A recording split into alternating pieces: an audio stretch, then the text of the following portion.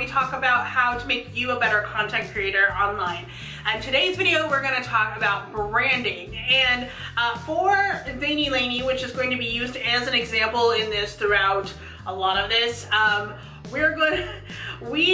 it's been a little while since we set it up, so we're kind of revisiting like how we did things, but Marshall is my graphic designer, so he is the one who helped with a lot of the branding, so this video is going to be a lot about him and like his experiences through all of this.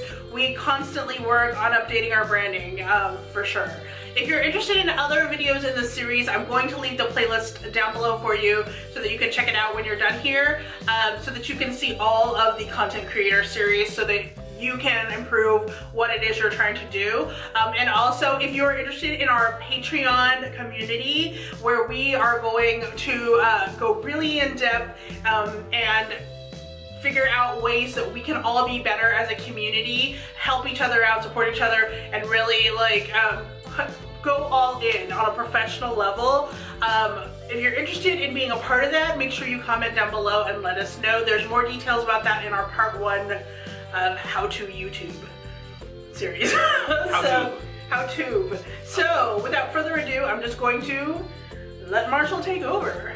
Branding. Now, a lot of people that are fresh into the YouTube and other content creating scenes may not know what branding is and how it works for them. Branding is a way of saying this is me. It's going to be a logo, it's going to be particular colors, it's going to be graphics that are used frequently. And what this does is it not only makes it easy for somebody to just look at your stuff and say, hey, it's this person, but it's also a way of giving people a preview of what personality is. If you are a little bit more fun, if you're a little bit more girly, if you're a little bit more masculine, if what you are trying to do can be portrayed through your branding. People will spend their entire lives studying on how to be good at branding, but this is going to be a brief overview of how you can do it, how you can do it cheap. But first, you're going to want to choose your name. If you haven't chosen your name yet, what you're going to want to do is make sure that all of your channels, including your website, are all using the same name. All of your social media accounts is what he's talking about. Every Instagram, Twitter, anything you could possibly use. And make sure before you, like, as you're choosing your name, you need to make sure in search that other people don't have your name, because there's nothing harder than doing a Google search for somebody and coming up with not you. It's hard. So here's what you're going to do. You're going to go on, and as you're trying to get your web space, as you're getting each of your accounts for your social, have all of those open in separate tabs in your computer, type your new name into each one, and before they'll let you actually submit, they'll check that name. And if any of them go, no, don't use that one. Go back in, change all of them to a new one. And that way you're going to have a consistent name and people can very easily find you by that name. A really good example of, like, let's say you have something that's normal, okay? I'm going to use Graveyard Girl as an example. So Graveyard Girl, that's a very easy word, right? So how did she change it to make it be a little different? Is she changed the E to a 3. So just that one change made it so if she writes that, you know it's her. The same can be said for our channel. And this didn't really happen because I was starting YouTube. It happened because I was one of the first people on Twitter. When Twitter first came out, I was one of the first people. I didn't use it a lot of the time. And you know, I was weird, I was awkward and nervous, and so I decided to be zaineylaney because my husband called me Laney. But I hated how Zainey was spelled, Z-A-N-Y. It looks like Zainey. I was like, it shouldn't be spelled this way, so I'm going to spell it the way I want to spell it because I'm Zainey. So that's why, for me, Zainey is spelled with an I and an E added in order to make it more zany. So when you see that word, though spelled that way, you know it's me. You know, as other people are using it, either they came up with it or they stole it from me. I'm not pointing fingers because other people can come up with this. But if you see that way Zainey with that way Laney, it's supposed to be me or someone's copying me. Yeah. And finding a new way of spelling or just adding on to it, be creative. Don't just add a number to a whole bunch of numbers at the end. You'll see that in a lot of different people's accounts. But nobody's going to remember the numbers. No. I mean, not user-friendly. I mean, unless you're like already huge. I know there are people that do it, but you know, just going forward, try to do, you know, don't just add some numbers at the end. Like, try to figure out words that don't normally go together that might go together for you. Once you have your name, this is the time to go ahead and start building your branding. You're going to want to build a logo from that name. Now we have this zaineylaney logo. This is the way that you're going to be seeing it on a lot of our channels. We're working on upgrading it to the new color scheme that we're using there because we had originally started with the Zainey being yellow, as you can see there.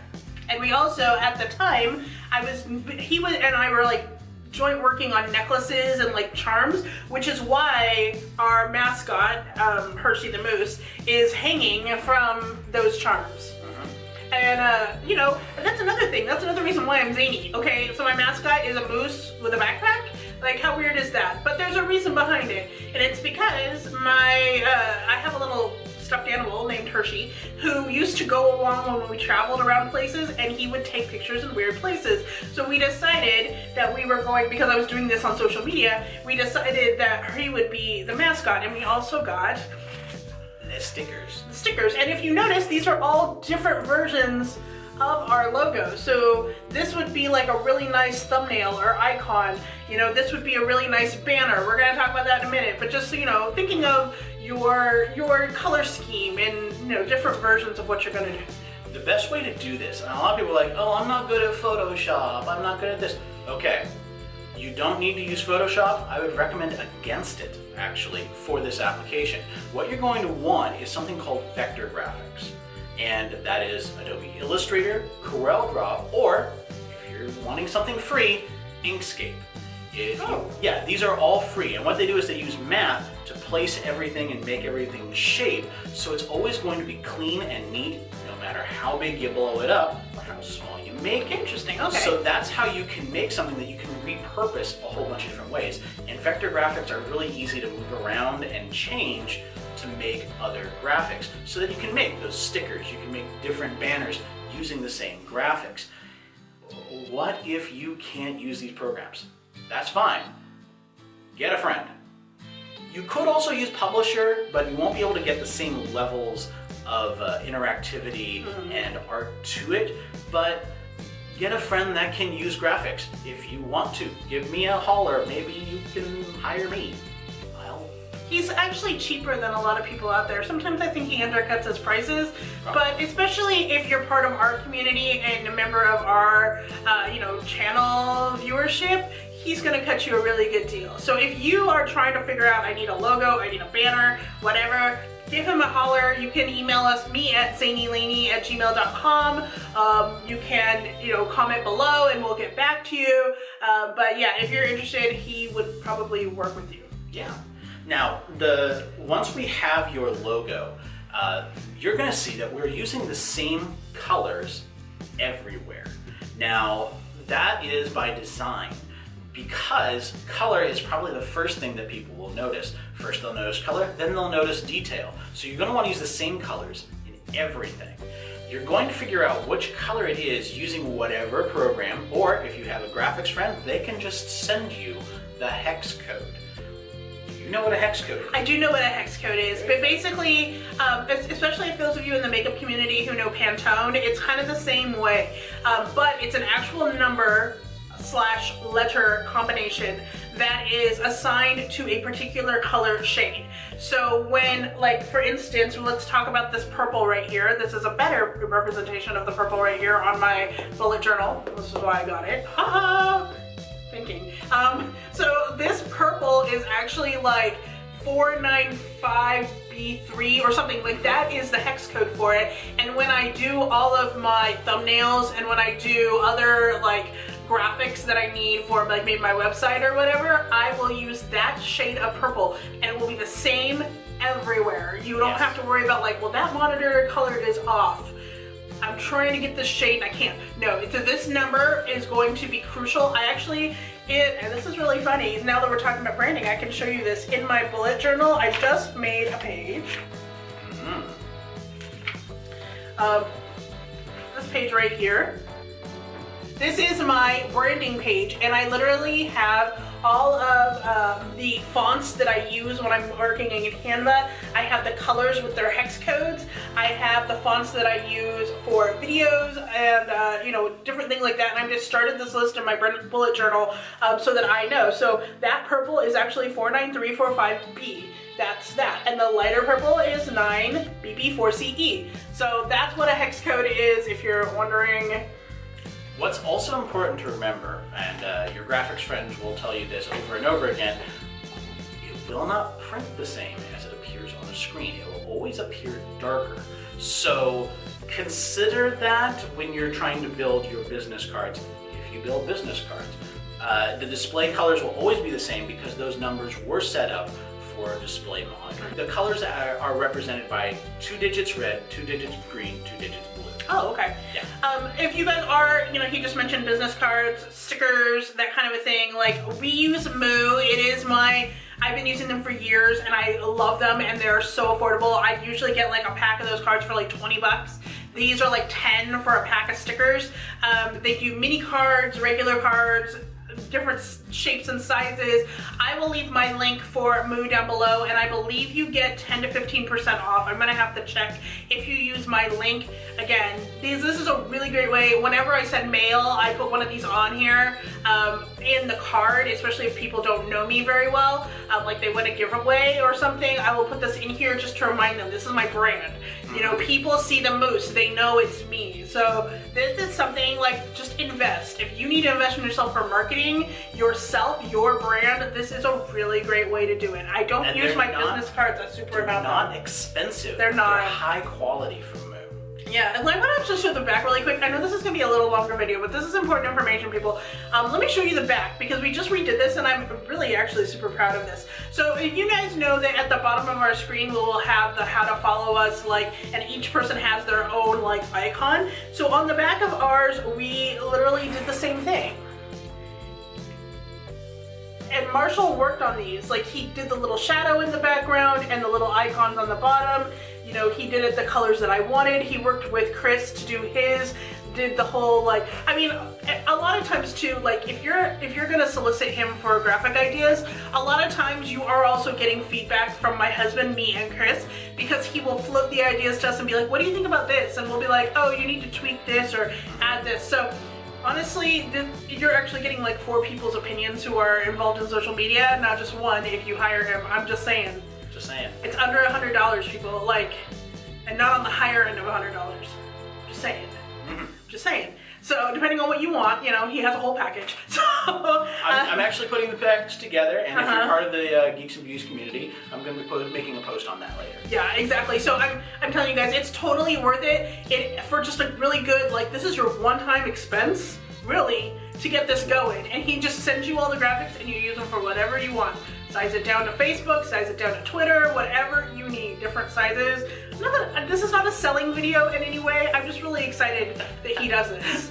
Can you tell? I actually have been wanting to get into this as a profession. I was trained for this, but I never got to use it. Exactly. So when we're working with these graphics, now that you've got your color scheme and you've got some of your logo and some little bits and bobs that go with the logo, you can use this to build other things. We had built the moose as part of the branding, but now you can see us using it in other places. You're going to want to have each individual piece separate from the main logo so that you can rebuild it, remove it. So we can have the zaineylaney separate if I want to put it on something different. This also makes it a lot easier to build YouTube banners, Twitter banners, and Facebook banners that are all different sizes. If you have each piece separate and on separate layers, you can move them and shrink them to exactly how you want. Otherwise, you're going to find yourself making really awkward looking graphics that were never actually intended for the size that you're working with. That's also why you want to do this in vector, because if you make it and you ended up making it too small, you can't blow it up. Every time you blow up a picture, it gets fuzzy. And pixelated. And it's not very pretty. Not at all. So that's also going to go with one other thing that we have from our previous video, planning. everything that you do with your branding, you're going to want to make sure that you have a graphic for it. You're going to want to have a little side banner here for your YouTube thumbnails. You're going to want to have... Or top, or whatever it is top. that you do. Like, it doesn't have to be side. You know, you want it to be you. Maybe there's something in the middle. Maybe, but you know, it needs to be your colors. It needs to be your logo, maybe. It needs to be your fonts. Choose a small set of maybe 2 or 3 fonts that you use in everything. And that's going to help you to always be recognized. So, do you have any other questions about branding that maybe they want to hear about? I don't know, like, it's okay. So, for your branding, we're talking about obviously the graphical branding of yourself. This ties very closely into your viewpoint of your channel, okay? So a lot of times when I see beauty YouTubers and things like that, they will have like a name, a pretty font, and a lipstick. So that's great. That tells your audience exactly what you're about. You're about makeup, okay? But I really challenge you, if you want to stand out, don't do that. Okay, do something completely different. Like, this is, I think, why we pushed so hard for representations of our faces and what we were all about as part of it. Now, you don't have to use your face. Maybe if you're a beauty person, though, you should use your face. Maybe you should use a graphical interpretation of your face.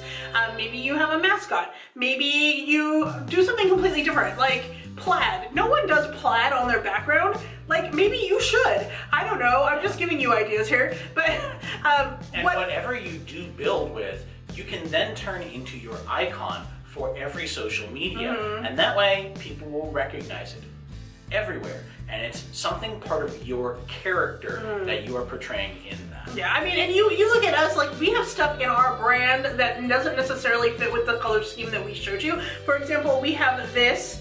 Patterns can also be your color scheme. Like for this, it's blue, but it's a trellis. And if you notice that, like, I do have some Instagram pictures where I use this trellis pattern. It just happens that blue was really in on trellis the year that I decided to start using these. So that's why it is, for me, the trellis and damask. And if you note really closely, we're going to get you really close up in there, you can see in these little icons that they are actually made of the same pattern. It's made of the trellis pattern. So trellis and damask, I don't know if you guys know what damask is, like that old-timey wallpaper. Those are the 2 patterns that I choose to use as like accents in my brand. Okay, so we're talking about graphical branding. If you want to talk more about like your specific branding for yourself and like how you brand yourself personally, not in a graphical way that might tie into it, this might be something that we talk about in our Patreon community as well, or it's something that you're going to talk about in consulting with us about your brand for your channel if you decide to hire him. We might even have like tiers in Patreon or something where like you subscribe a little bit for, you know, the basic advice, but if you hire him on for, you know, graphics, it's like a certain amount. But if you want like private consultations with both of us to really help you with your branding, I think that might be like a separate amount or whatever. But I think that if you have questions about branding, that's one thing that I know. Like, a lot of times I kind of went, you know, I don't really know a lot about this topic for YouTube. I'm still learning about this. But for branding itself, we've done so much research on this, and he has a degree in it. So it's something that I can legitimately tell you that we are qualified to tell you about. And if you're looking for how to build your brand, not just graphical, do also join the Geeks and Beauties, because you're going to have a lot of people there who can tell you how you're coming off and what kind of feels different about you, and that's your brand. Right, exactly. But you know, again, like, you just have to be really open to feedback and criticism as you're building yourself, because you want to be able to have someone say to you, okay, look, I don't think this is really effective. I look at this and I don't really see what you're doing. This is where you need to improve. And it's nothing personal, and it's nothing like mean. It's just people genuinely, especially in the Geeks and Beauties group, genuinely just want you to succeed at what you're doing. And especially if people have been doing this for a little bit of time and have that experience, you know, your audience is probably somebody who knows nothing about branding, but if they look at your thing and go, okay, it's just videos and a screenshot. Like where's the work? When I listen to video creators, one of the things they say, and I do not adopt this because I don't have time, but many people say that they work harder and longer on their thumbnails on their YouTube videos than they do on the actual video. It's the hook, people. It's how you get people to watch. It's how you do it. So if you know your people scroll up, they want to see that thumbnail. That's what's gonna bring them in. And you know, maybe that's my downfall. That's something I need to work on, is I have to make better thumbnails. I don't know. Maybe that's why people aren't coming to my channel like I want. I don't know, but I don't know. A lot of your views are actually coming from the search function. That is true. And the little bar off to the side of suggested videos. My subscribers don't like me anymore. Anyway, what else do you have? That's pretty much what I've got for our graphical things. We kind of covered a little bit on how to brand yourself as a person. So from there, you're going to need to get a little bit more specific rather than the general tones that we're going for. So what do you guys want us to do next? Go ahead and comment below and let us know. Thank you so much for watching, though, and until next time, Stay zany. Bye-bye.